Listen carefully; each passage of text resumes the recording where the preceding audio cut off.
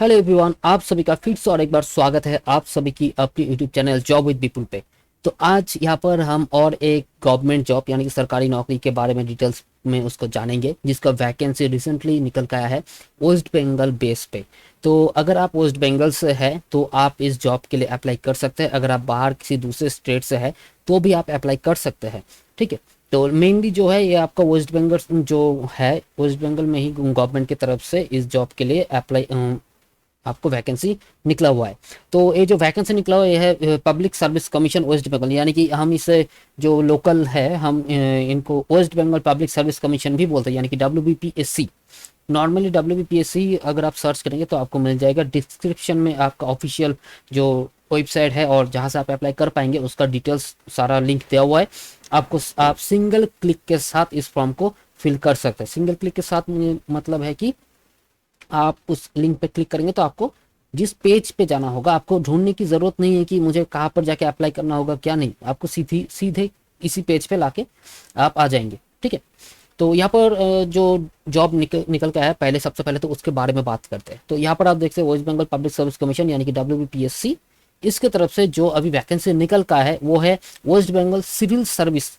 जो हमारा civil service जो है वेस्ट बंगाल में, उसके रिगार्डिंग यहाँ पर पोस्ट निकल के आया है। यहाँ पर कितना टोटल वैकेंसी कितना है उसके बारे में डिटेल्स पे बताया नहीं गया है, लेकिन सिविल सर्विस में नॉर्मली आपका पोस्ट काफ़ी ज़्यादा उतना ज़्यादा होता नहीं है। और इस जो एग्ज़ाम है एक वो भी थोड़ा बहुत टफ होता है, तो इसके लिए आपको थोड़ा बहुत प्रिपरेशन करना होगा। नेक्स्ट बात कर लेते हैं एप्लीकेशन फ़ी के बारे में। तो मेन चीज़ तो यही होता है, कभी दिक्कत हो जाता है अगर कोई जनरल कैटेगरी में है तो उनको इस चीज़ का दिक्कत होता है। पैसे की वजह से बहुत सारा कैंडिडेट है जो अप्लाई नहीं कर पाते। तो यहाँ पर जो पेमेंट की बात है, तो अगर आप SC ST and PWS category में आते हैं, वो भी वेस्ट बंगाल का, याद रखिए इस ये चीज़। अगर आप वेस्ट बंगाल से है और आप इस कैटेगरी में आते हैं तो आपको किसी भी तरह का कोई फी यानी कि पेमेंट करने का जरूरत नहीं है। एक चीज़ यहाँ पर मेंशन है, यहाँ पर वोमेन कैंडिडेट नहीं है।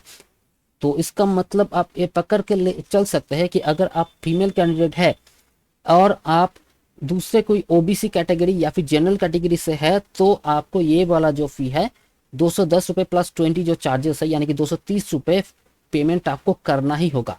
तो हर वीडियो में मैं जो आपको बताता हूँ कि ये जो चार्जेस है ये आपका only for WBP public service commission, जो West Bengal public service commission, इनको देना होगा। कैफे चार्जेस अलग है, अगर आप खुद से कर रहे हैं तो बात अलग है। ओके। तो यहाँ पर तो फी के बारे में बात हो गया। बात करते हैं अभी इंपॉर्टेंट जो डेट्स वगैरह है, कब का स्टार्ट हुआ कब खत्म होने वाला है। तो ये स्टार्ट हो चुका है 28/2/2023। आज मैं थोड़ा लेट हूँ क्योंकि मैं एक दो दिन के बाद ही फॉर्म मतलब इसको डिटेल्स में आपको अपडेट देता हूँ कोई फॉर्म निकला है, क्योंकि मुझे भी थोड़ा बहुत इसमें कंफर्म होना पड़ता है कि हाँ हो रहा है। तो यहाँ पर स्टार्टिंग डेट 28 से स्टार्ट हो जाएगा, यानी कि 2 दिन पहले ही। लास्ट डेट आपका है 21/3/2022, दोपहर के 3 बजे तक। याद रखिए 5 बजे नहीं, रात 11 बजे नहीं, यानी कि 21 तारीख के। ऐसा मत सोचिए कि हाँ 21 तारीख को मैं कर लूँगा, उसको छोड़िए। आप 20 तारीख के अंदर ही फॉर्म को फिल करने की कोशिश कीजिए।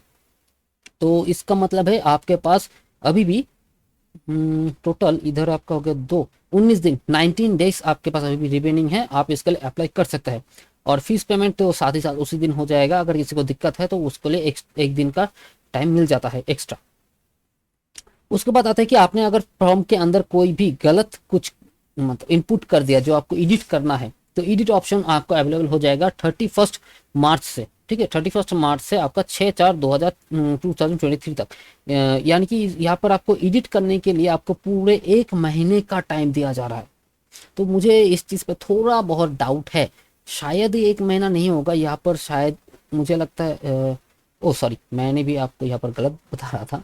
1 महीना नहीं है, आपको यहाँ पर 7 डेज का टाइम दिया जा रहा है। सिर्फ 7 दिन के अंदर अगर आपने फॉर्म के अंदर कुछ आपको लगता है कुछ मिस्टेक हो गया तो आपको 7 दिन के अंदर उसको एडिट करना होगा, आप कर पाएंगे। एक चीज़ अच्छा है कि यहाँ पर आपको एडिट करने का ऑप्शन मिल रहा है। नॉर्मली बहुत सारा फॉर्म है जिसपे एडिट का ऑप्शन नहीं होता है।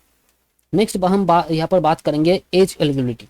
तो एज जो है ये एक बहुत इंपॉर्टेंट चीज़ है। देखिए, आपका उम्र होना चाहिए मिनिमम 21, यानी कि अगर किसी का उम्र है 18, 19, 20, वो लोग इसके लिए अप्लाई नहीं कर पाएंगे। और अगर 21 भी है फिर भी नहीं कर पाएंगे। और मैक्सिमम एज आपका 26 होगा। तो ये है आपका नॉर्मल जो भी OBC कैटेगरी होता है, OBC नहीं सॉरी जनरल कैटेगरी होता है उनके लिए।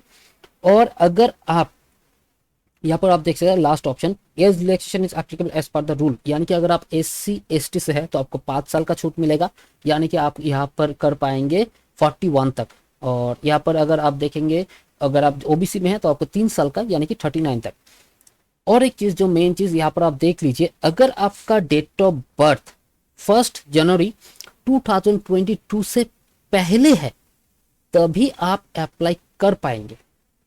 ठीक है, एक चीज मतलब यहाँ पर एक देख लीजिए, अगर आपका जनवरी यहाँ पर है 22 है, इससे पहले है तो ही आप अप्लाई कर पाएंगे। तो और अगर आपका डेट ऑफ बर्थ 1 जनवरी 2003 इससे बाद है तो आप अप्लाई नहीं कर पाएंगे। यानी कि अगर आपका अगर 2 जनवरी 2023 को आपका डेट ऑफ बर्थ है तो आप अप्लाई नहीं कर पाएंगे। लेकिन अगर आपका डेट ऑफ बर्थ यहाँ पर है 21 जनवरी 2022 तो आप आराम से अप्लाई कर सकते हैं। ठीक है, मैं apply for group B only, तो यहाँ पर आप ग्रुप बी के लिए अप्लाई किया जा सकता है। ठीक है, अभी बात करते हैं क्वालिफिकेशन। तो क्वालिफिकेशन जो है इसमें आपको अप्लाई करने के लिए candidate should be pass any degree. Degree का मतलब यही है कि आपका कोई कॉलेज का यानी कि BA BSc BCom, ठीक है, या फिर अगर कोई दूसरा डिग्री कोर्स है अगर आपने उसको कंप्लीट किया है तो आप इसके लिए एलिजिबल है। द कैंडिडेट मस्ट अभी देखिए, the candidate must fulfil the request qualification by the closing date of submission of application. अभी क्या होता है, नहीं कुछ स्टूडेंट ऐसे होते हैं, जो कैंडिडेट ऐसे होते हैं अप्लाई करते हैं कि जो बताते हैं कि भाई मेरा तो 1 महीने के बाद कंप्लीट हो ही जाएगा, मैं अभी कंप्लीट दिखा देता हूँ, अप्लाई कर लेता हूँ, फिर मुझे सर्टिफिकेट मिल जाएगा। तो यहाँ पर ये चीज़ आप नहीं कर सकते। अगर आपका ग्रेजुएशन कंप्लीट नहीं हुआ है, आपके हाथ में आपका रिजल्ट नहीं है, तो आप इसमें अप्लाई नहीं कर सकते।